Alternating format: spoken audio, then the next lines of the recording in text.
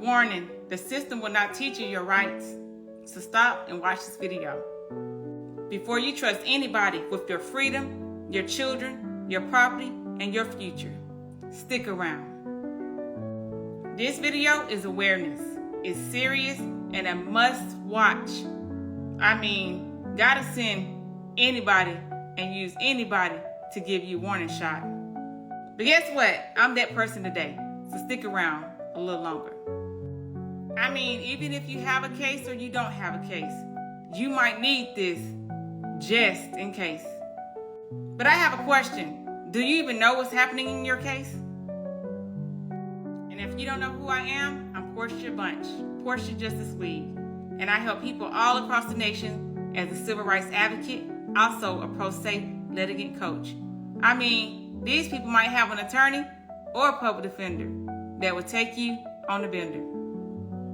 I'm actually making this video due to one of my clients that I have now that's actually in Mobile, Alabama.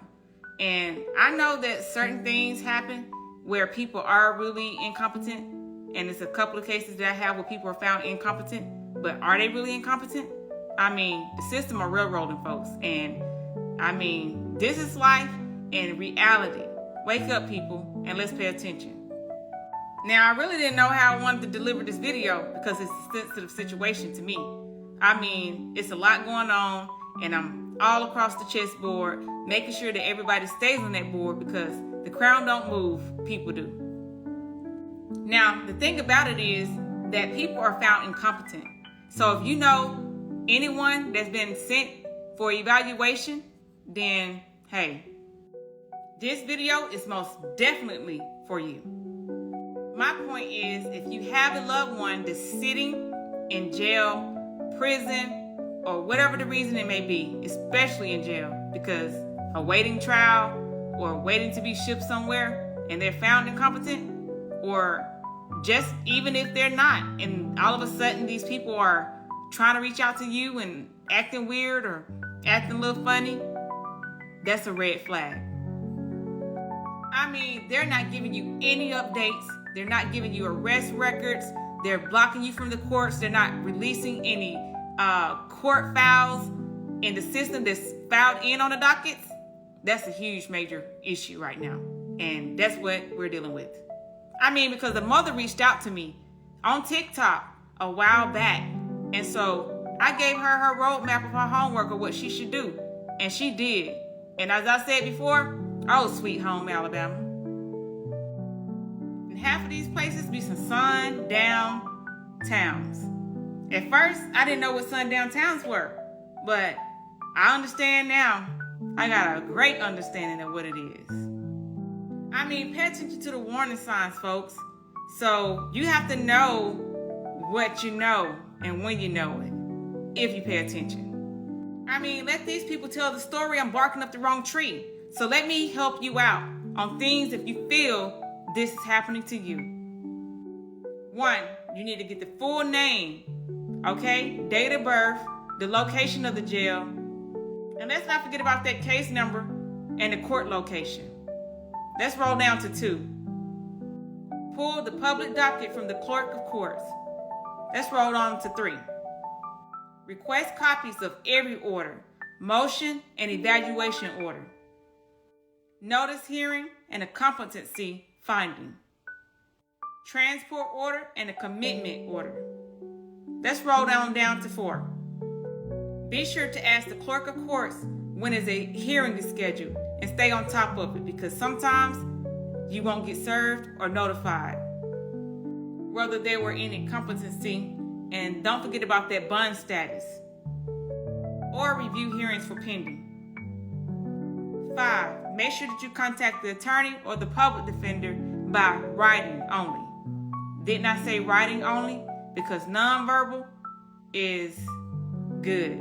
Verbal communication can hurt it. I mean, email the folks.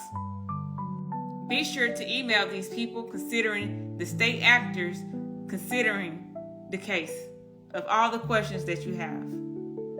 In case you get lost, you can piggyback off for step 4.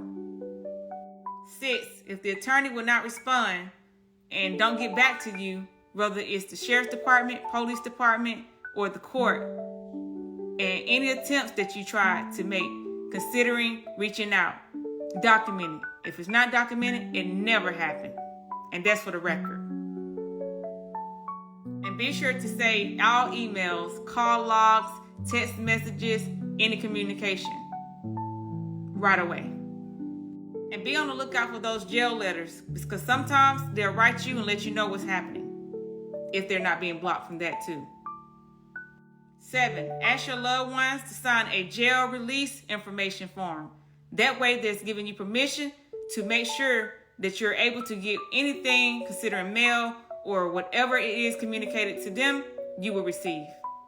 We're talking about limited power of attorney administration. That's my job. Also, make sure that you get an authorization. That is in case they get in the boggle, and then you will be over there in state. Game go a long way, folks. It does. Let's keep going. 8, make sure that you contact the jail communications departments for the records. Ask them what documentation is required. We're talking about medical forms. We're talking about release forms. Anything you need considering the matter. Legal mail issues and phone restrictions, because sometimes they'll cancel their phone calls. And let's not forget about those attorney call issues. 9, now if the phone calls are being blocked, this is what you can do. Request the jail phone policy in writing. And ask the reasoning why they're being blocked. Yeah, game go a long way. Didn't I say that before?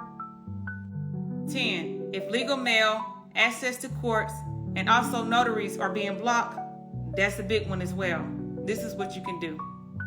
And let's not forget about that attorney communications being blocked as well on your behalf or reaching your loved one.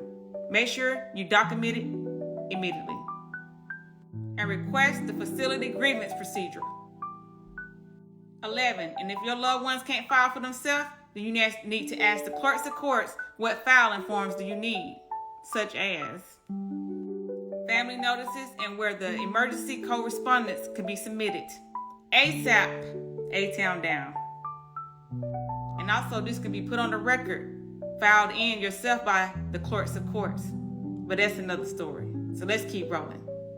12, if there are serious medical, mental health, safety, abuse, or neglect concerns, be sure to document date, names, and times. And let's not forget about those symptoms and the witnesses that's listed around them. And be sure to ask for help.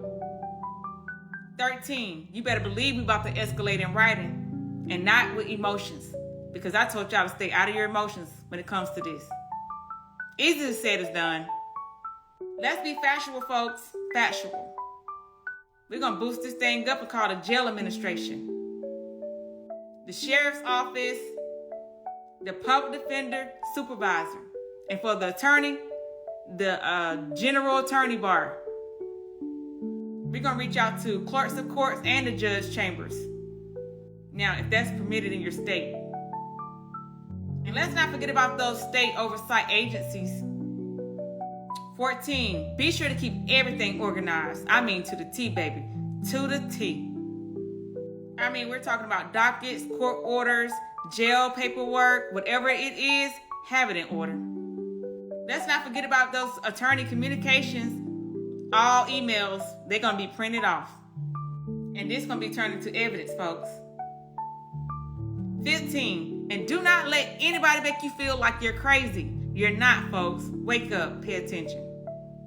Because these people make you feel crazy for asking these questions that you need to know about your relatives or someone else that you know. Families have the right to seek answers for their loved ones. Request public records. And make sure their loved ones are not being hidden in the system, because they've been doing it, baby, for a long, long time. Because when someone is labeled incompetent, that does not mean that they lose their humanity or their constitutional rights, baby. Things like this shouldn't be ignored. But anyway, don't forget to like, share, follow, and repost again and again. And by the way, checkmate.